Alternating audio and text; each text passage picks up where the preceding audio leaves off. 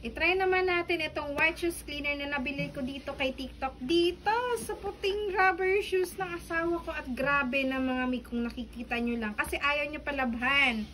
So, naghanap talaga ako ng white shoes cleaner. At ito ang nakita ko. Ang dami ng magagandang reviews nito. Simple lang daw ang gagawin. So, syempre buksan. Then, iwa-wipe lang yung foam niya. Libre na yung foam. Kasama na siya dito. Then, tingnan na natin. Huwag mo ako ipahiya. Lalagay na lang dyan. Ganyan lang daw siya. So, unahin natin tong. Uy, nakikita na kaagad yung ito. Kita nyo ba? Uy, nagwa-white nga siya. Amazing. So, ayan, try natin dito. Yung sa may harap. Wow.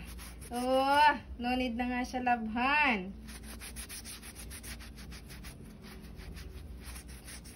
Ay, grabe. Ayan pa lang yan.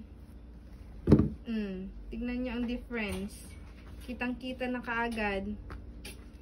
So, tapusin ko lang to.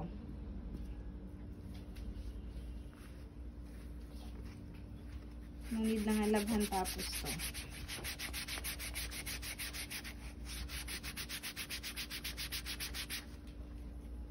Ano lang siya eh. Ano lang eh.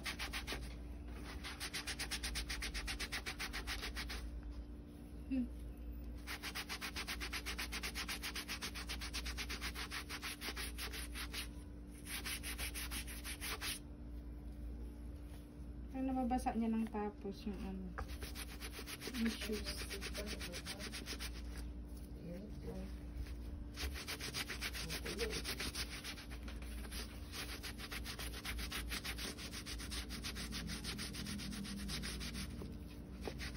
Wala siya.